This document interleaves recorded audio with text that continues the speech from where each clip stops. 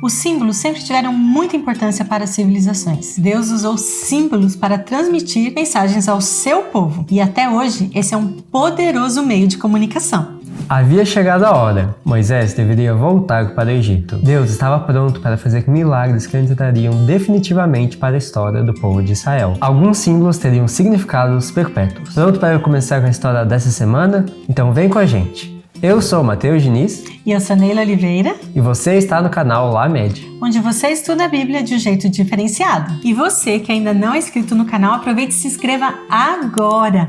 E você que já é inscrito, não esqueça de deixar o seu comentário, o seu like e compartilhar com seus amigos. E agora sim, vamos para o vídeo. Arão recebeu o recado e ele foi se encontrar com Moisés. Os dois irmãos estavam prontos para viver as maiores aventuras da vida deles. Quando muitos já estavam pensando em desacelerar e pensando na aposentadoria, esses dois oitentões estavam com toda a disposição para cumprir a vontade de Deus. A primeira coisa a fazer era marcar uma reunião com os líderes do povo de Israel. O tempo da libertação havia chegado e o povo precisava ser preparado. Em seguida, Moisés e Arão foram até o palácio com uma mensagem direta de Deus para o faraó. Acompanhe aqui na Bíblia em Êxodo 5. Qual foi essa mensagem? Assim diz o Senhor, o Deus de Israel: deixe meu povo sair para celebrar uma festa em minha honra no deserto. Simples assim.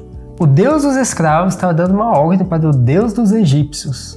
Veja só o que o faraó disse. Quem é o Senhor?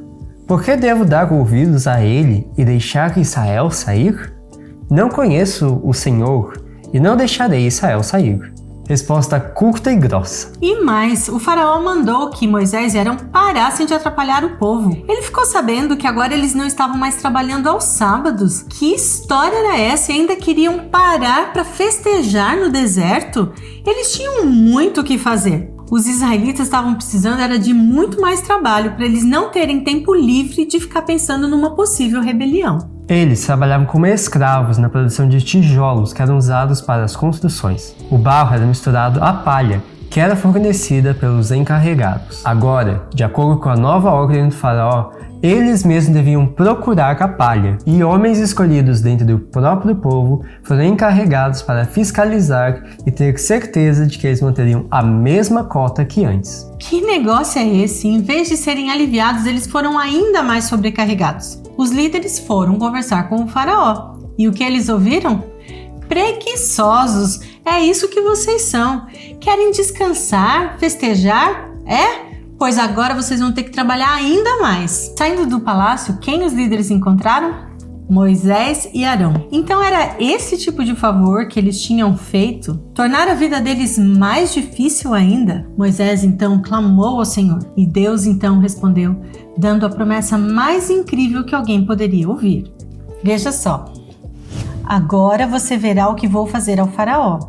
Quando ele sentir o peso de minha mão forte, deixará o povo sair. Sim, pelo peso de minha mão forte, fará o povo ir embora de sua terra. Deus então se apresentou como Javé, o Senhor. Veja isso daqui. Apareci a Abraão, Isaque e Jacó como El Shaddai, o Deus Todo-Poderoso. Mas não lhes revelei meu nome, Javé. Estabeleci com eles a minha aliança, mediante a qual prometi lhes dar a terra de Canaã, onde viviam como estrangeiros. Esteja certo de que ouvi os gemidos dos israelitas, que agora são escravos dos egípcios, e me lembrei da aliança que fiz com eles. Em outras palavras, Deus estava dizendo: Moisés, não se preocupe, confie em mim, eu vou cumprir a minha promessa. E o faraó vai saber quem eu sou, de um jeito que ele nunca mais vai se esquecer. Na verdade, todos saberão quem eu sou. Deus estava dando a sua palavra, e isso foi suficiente para Moisés e Arão. A partir dali, começou uma saga, um verdadeiro duelo, e Deus passou a dar sinais para que o faraó conhecesse quem ele era. O primeiro foi a vara de Arão que se transformou em uma serpente. E preste atenção como o faraó revidou.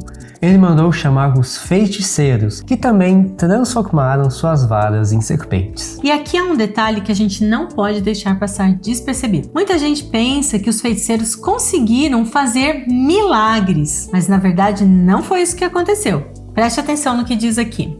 Na verdade, não foram os feiticeiros que transformaram suas varas em serpentes. Mas por meio da mágica, ajudados pelo grande enganador, eles conseguiram produzir esse efeito. O príncipe do mal possui toda a sabedoria e poder de um anjo caído, mas não tem o poder de criar ou dar vida. Esse é um atributo conferido somente a Deus. Satanás produziu uma imitação. A única serpente de verdade ali era da vara de Arão.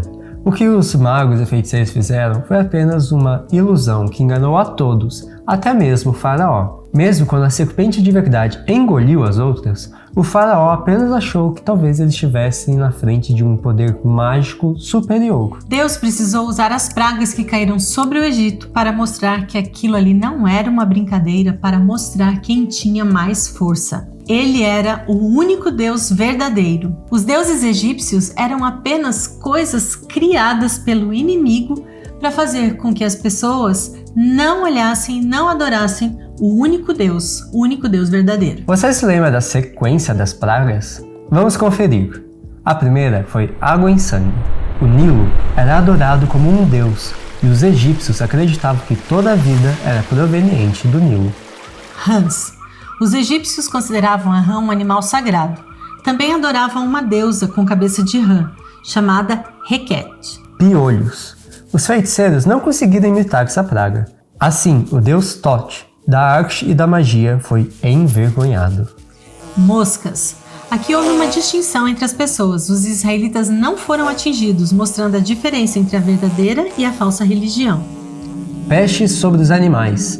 Novamente uma alusão aos animais sagrados, adorados pelos egípcios, como o boi e a vaca. Feridas. Nenhum poder de magia pôde proteger os egípcios. Chuva de granizo. Essa praga envergonhou os deuses que protegiam e controlavam a natureza. Gafanhotos. Deus encheu o ar e a terra de gafanhotos e os deuses egípcios, Shu, deus do ar, e Sebec, deus inseto, não puderam fazer nada para impedir. Escuridão. Por séculos, o deus Sol tinha sido a principal divindade no Egito.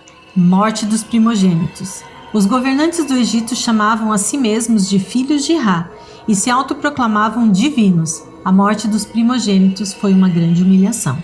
Antes da última praga, Deus deu orientações aos filhos de Israel por meio de Moisés de o que eles deveriam fazer para se preparar para a saída do Egito.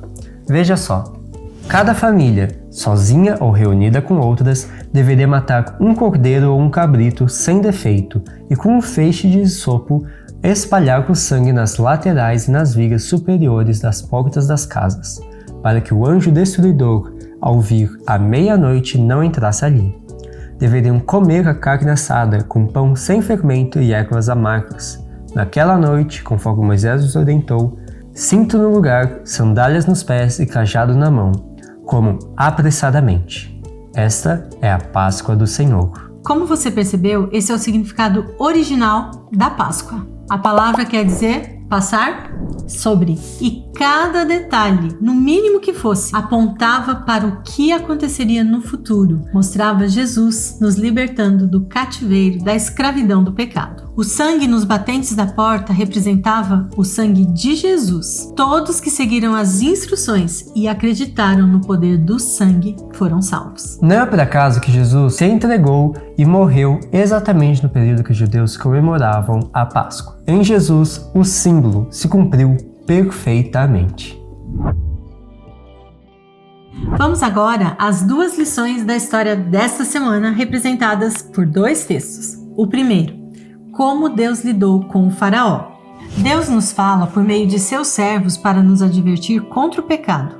Se uma pessoa se nega a corrigir os próprios erros, o poder divino não impede os resultados de seus atos. Tais pessoas estão endurecendo o coração contra a influência do Espírito Santo.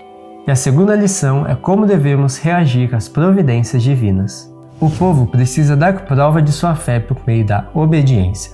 Assim, todos aqueles que esperam ser salvos pelo sangue de Cristo também devem compreender que tem algo a fazer para alcançar a salvação.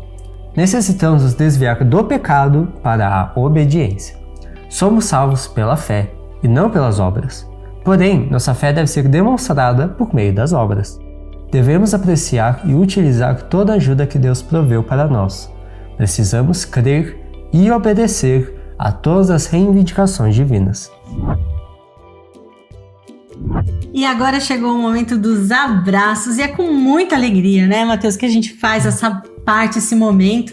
Nós estivemos junto com alguns adolescentes aí no último fim de semana e foi muito gostoso. E a gente vai começar mandando os abraços para os adolescentes da cidade de Irauçuba, Ceará. Para a base Somos Mais Que Ouro, da cidade de Ribeirão do Largo, Bahia. Base Piratim, da Igreja Central da cidade de Pirassununga, em São Paulo. Para a base Alfa, da cidade de Santo Antônio do Retiro, Minas Gerais.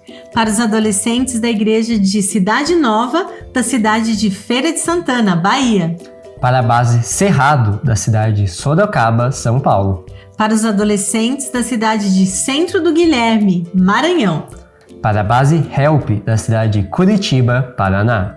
Base Central Teenager, da Igreja do Jardim Irene, da cidade de Guarulhos, São Paulo. Para a base Dínamos, da Igreja de Poço da Mata, da cidade de Nova Viçosa, Bahia. Base 2020, da Igreja do Jardim Miriam, da cidade de São Paulo, em São Paulo. E mais uma vez para a base Esquadrão e Ação e Guerreiros Team, do distrito de Abaeté, em Salvador, Bahia. É isso aí. E não se esqueça, se inscreva rapidamente no canal, deixe o seu comentário, o seu like, compartilhe e peça aqui o abraço pra gente, porque a gente tem muita alegria de poder fazer esse contato com vocês. Beijo! Tchau, tchau!